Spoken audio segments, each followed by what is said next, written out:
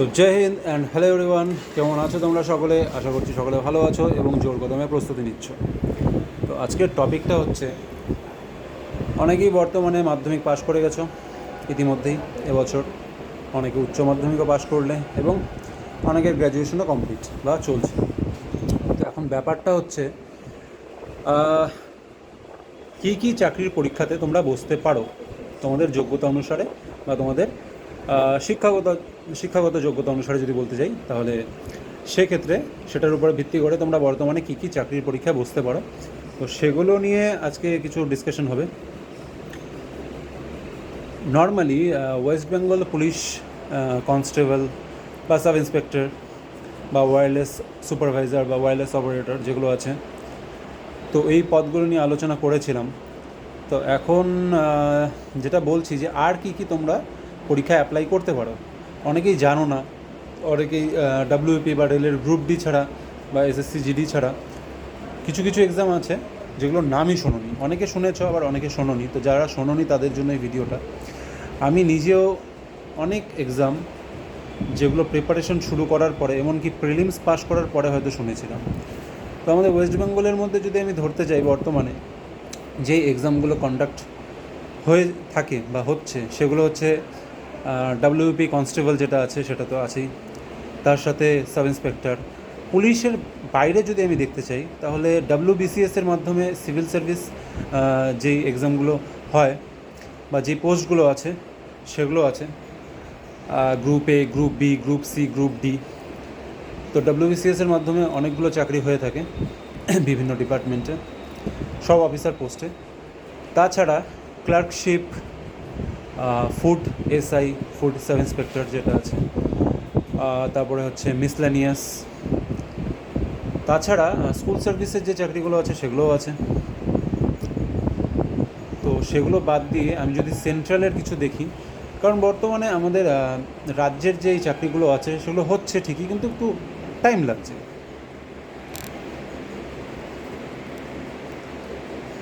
Time লাগছে বলতে মোটামুটি 2 বছর 3 বছর লেগে যাচ্ছে আর কি, অনেক প্রসেস থাকছে। তো সেক্ষেত্রে তোমরা সেম প্রিপারেশনের ওপর দিয়ে, যেরকম তোমরা প্রিপারেশন নিচ্ছ জিকে জিএস যেটা আছে, general studies, general knowledge, current affairs, math, তারপরে জিআই, জেনারেল ইন্টেলিজেন্স যেটা, অর্থাৎ রিজনিং। তো এগুলো কি হয়, সেম থাকে, সবগুলো সিলেবাস না সেম থাকে, আলাদা কিছু থাকে না। আলাদা কিছু থাকে না বলতে, তুমি যা ডাব্লিউপির জন্য পড়ছো বা ক্লার্কশিপের জন্য যা পড়ছো, সেম এসএসসি জিডিতেও সেমই থাকছে, এসএসসি সিজিএলে সেম থাকছে। এই এসএসসির আন্ডারে না অনেকগুলো এক্সাম কন্ডাক্ট হয়, লাইক এসএসসি সিজিএল যেটা কম্বাইন্ড গ্র্যাজুয়েট লেভেল, যেটার জন্য তোমাকে গ্র্যাজুয়েশন দরকার। CHSL combined higher secondary level, যেটার জন্য তোমাকে উচ্চ মাধ্যমিক পাশ হলেই তুমি যোগ্য। একইভাবে এসএসসি আরও কিছু কন্ডাক্ট করে এক্সাম, যেরকম সিপিও, যার মাধ্যমে তুমি সাব ইন্সপেক্টরের পোস্ট পেতে পারো। তারপরে ফেজ 11, ফেজ 12, এভাবে আরও একটা এক্সাম আছে, যেটা তুমি এসএসসির ক্যালেন্ডারে গিয়ে বা এসএসসির ওয়েবসাইটে গিয়ে দেখতেই পারো। এসএসসি আরও কিছু এক্সাম কন্ডাক্ট করে, যেরকম এমটিএস, মাল্টিটাস্কিং স্টাফ। তো এই ধরনের এক্সামগুলো এসএসসি জিডি, জেনারেল ডিউটি বা আট বাহিনী যেটা আমরা বলে থাকি, CRPF, BSF, ITBP, CISF, Assam rifle, SSB, তো এভাবে বিভিন্ন পোস্টে নিয়োগ করে থাকে। তো একটা মজার বিষয় হচ্ছে বা একটা ফায়দার বিষয়, সেটা হচ্ছে যে তুমি যে প্রিপারেশনটা নিচ্ছ সেটা যদি সঠিকভাবে একবার নিতে পারো, তাহলে এই সব এক্সামগুলো তুমি একবারেই দিতে পারবে। তুমি জিডিও দিতে পারবে, সিজিএল দিতে পারবে, সিএইচএসএল দিতে পারবে, যদিও ওগুলোর জন্য ইংলিশ দরকার, এক্সট্রাভাবে ইংলিশটাও দরকার, ইংলিশ ভোকাবুলারি, গ্রামার, কিন্তু বাকি সেম থাকছে, জিকে, জিএস, রিজনিং, ম্যাথ। তারপরে এসএসসি সিপিও, এমটিএস, হ্যাঁ, ফেজ 11, ফেজ 12, ফেসের যে এক্সামগুলো হচ্ছে সেগুলো, স্টেনোগ্রাফারেরও এক্সাম আছে। তারপরে এছাড়া বিভিন্ন বাহিনীতে হেড কনস্টেবল বা সাব ইন্সপেক্টর বা অ্যাসিস্ট্যান্ট সাব ইন্সপেক্টরেরও আলাদাভাবে পদ বের হয়, সেখানেও কিন্তু কোশ্চেন বা সিলেবাস সেম থাকে, ওই সেম কোশ্চেন ঘুরিয়ে ফিরিয়ে আসে। একইভাবে আমাদের ওয়েস্ট বেঙ্গলেরও যে এক্সামগুলো কন্ডাক্ট করে সেখানেও সেম ওই same GS, same GK, same reasoning, type একটু আলাদা কিন্তু সেম সেম ম্যাথ, তো জিনিসটা একই। তো যে কোনো তোমরা অনেকে বলো যে বা তারপর রেল আছে, রেলের গ্রুপ ডি আছে, রেলের এনটিপিসি আছে, রেলের টেকনিশিয়ান, লোকো পাইলট যেরকম অ্যাসিস্ট্যান্ট লোকো পাইলট এএলপি যেটা আছে, তারপরে তোমার এনটিপিসির মাধ্যমে অনেকগুলো চাকরি আছে, অনেকগুলো, যেরকম তোমার senior clerk cum typist, goods guard, time keeper, senior time keeper, junior time keeper, এগুলো আছে, স্টেশন মাস্টার। তো এই ধরনের বিভিন্ন মোটামুটি 18-19টার মতো চাকরি আছে, যেটা এনটিপিসির মাধ্যমে কন্ডাক্ট হয়। একটা এক্সাম যদি তুমি ভালো মতো র্যাঙ্ক আনতে পারো, আর তোমার সিলেকশন চয়েসের উপরে ডিপেন্ড করে। তারপরে ইউপিএসসি আছে, তো সেগুলো তোমরা অনেকেই নাম শুনেছো, তো সেগুলো নিয়ে ঘাটাঘাটি করলে অবশ্যই তোমরা জানতে পারবে পরবর্তীতে। তো মজার বিষয় এটাই যে তোমরা যদি একবার সিলেবাস ভালো মতো কমপ্লিট করে নাও, 6 মাস থেকে 8 মাস, বড় জোর 1 বছর, যদি মনোযোগ দিয়ে অন্যান্য সব কিছু বন্ধ করে রেখে যদি তোমরা মন দিয়ে খাটাখাটনি করো, সিলেবাস কমপ্লিট করো, তাহলে তুমি এই যতগুলো এক্সাম আছে তারপর থেকে তুমি ফর্ম ফিল আপ শুরু করবে। হতেই পারে যে প্রথমটায় তুমি সাকসেস পাচ্ছ না, দ্বিতীয়টায় তুমি সাকসেসফুল হচ্ছ না, কিন্তু একটা সময় এরকম আসবে যে তুমি 5টা এক্সামের ফর্ম ফিল আপ করেছো, 5টা এক্সাম দিয়েছো এবং 5টাতেই পাস করেছো, তখন তুমি কোন চাকরিটা নেবে সেটা নিয়ে তোমার মনে দ্বিধা চলে আসবে। ফার্স্টে চাকরি হচ্ছে না সেটা নিয়ে একটা দুশ্চিন্তা, যে হবে কি হবে না, আদৌ বেকার থেকে যেতে হবে কি না, নাকি কোনো প্রাইভেট জায়গায় কাজ করতে হবে বা কোনো কারোর দোকানে কাজ করতে হবে মাত্র 8,000, 10,000, 12,000 টাকার বিনিময়ে। তো এই ধরনের দুশ্চিন্তা থেকে তখন তুমি একটা দুশ্চিন্তায় পড়বে যে কোন চাকরিটা রাখবো আর কোনটা ছাড়বো। চাকরি তো একটাই করবে, এমন না যে 5টা পেলে 5টাই তুমি করতে পারবে। তো এটা হচ্ছে সব থেকে বড় কথা। তো সিলেবাসটা তোমরা যদি ভালো মতো আগে জেনে নিতে পারো যে এক্সামে কি কি আসে, তার জন্য বিভিন্ন এক্সামের প্রিভিয়াস ইয়ার্স কোশ্চেনগুলো তোমাকে দেখতে হবে। সেগুলো দেখার পরে কোন কোন চ্যাপ্টার থেকে কী ধরনের প্রশ্ন আসে সেগুলো অ্যানালাইজ করতে হবে।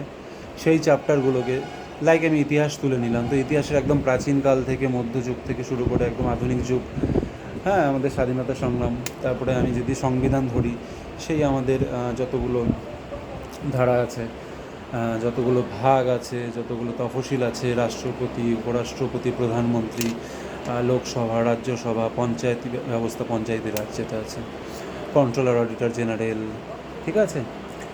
তো এই জিনিসগুলো তোমরা জেনে গেলে সব সেম, একবার যদি তুমি ভালো মতো পড়ে নিতে পারো ভালো ভালো বই দেখে, তাহলে কিন্তু সব সেম আছে। তো সেক্ষেত্রে আশা করি কোনো অসুবিধা হওয়ার কথা না।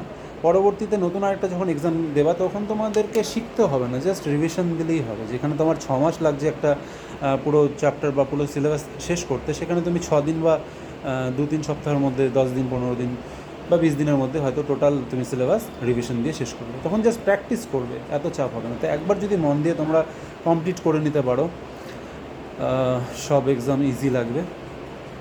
কিছু কিছু এক্সামে হাইট ম্যাটার করে, ওয়েট ম্যাটার করে, ডিফেন্সের এক্সামগুলো বিশেষ করে, পুলিশের এক্সামগুলোতে সেটা না হয় আলাদা ব্যাপার। সেগুলো বাদ দিয়েও প্রচুর চাকরি আছে যেখানে হাইট, ওয়েট, চেস্ট এগুলো ম্যাটার করেই না, দৌড়েরও দরকার পড়ে না। কিছু কিছুতে দরকার পড়ে, 1600 মিটার বা 800 মিটার দৌড়ের দরকার পড়ে, 5 কিলোমিটার।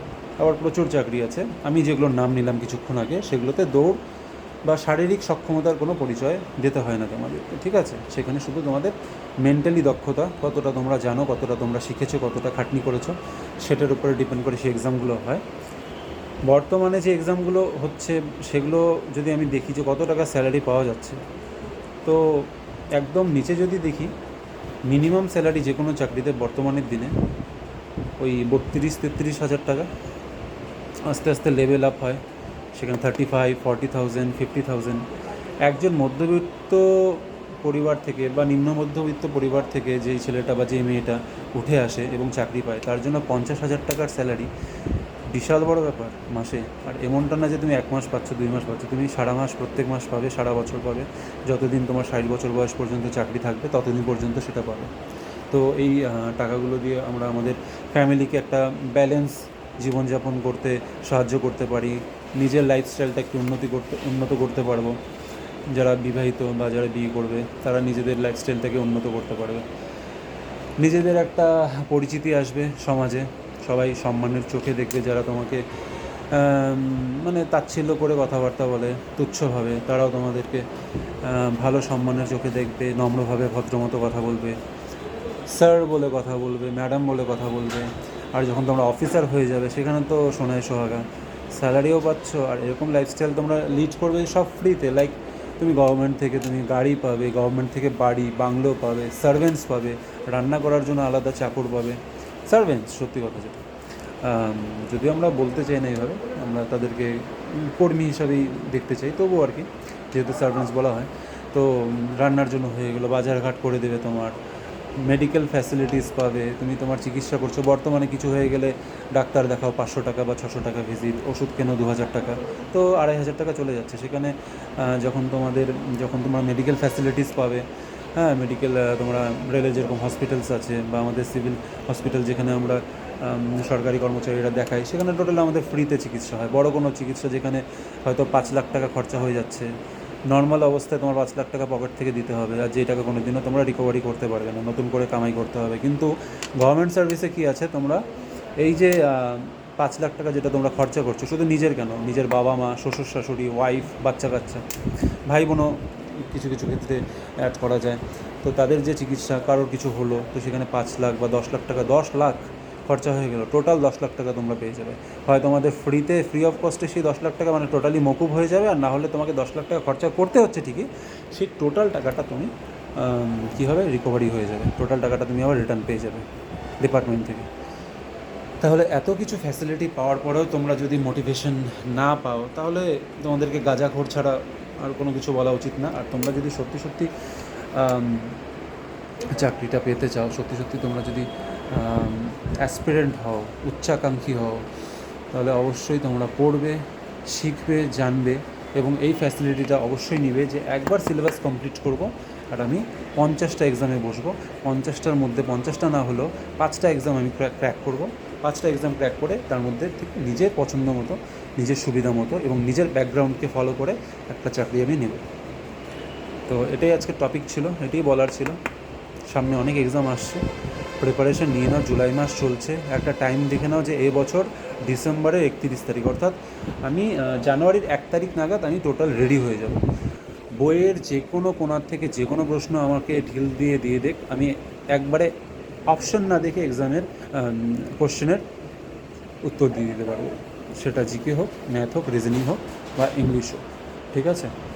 তো এটাই বলার ছিল। আশা করি সবাই আমার কথাটি বুঝতে পেরেছো এবং সঠিকভাবে এবং গুরুত্ব সহকারে সেটাকে গ্রহণ করবে। তো পরের কোনো এক ভিডিওতে আবার দেখা হবে। জয় হিন্দ, ভারত মাতা কি জয়, বন্দে মাতরম। সবাই ভালো থেকো এবং নিজের প্রস্তুতি ঠিকঠাক চালিয়ে যাও। জয় হিন্দ।